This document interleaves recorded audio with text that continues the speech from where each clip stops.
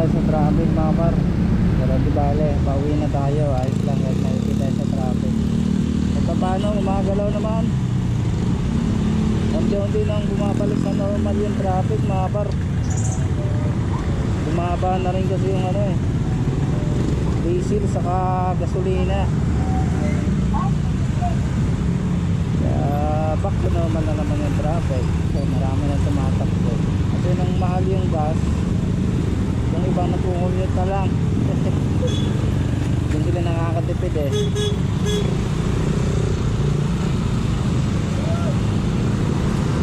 lang ng traffic, ito lang natin na ito. Lagi na lang araw-araw yun. Laptop, wala ng traffic. Luwag na. Hindi na lang talaga yung dahilan ng traffic dyan.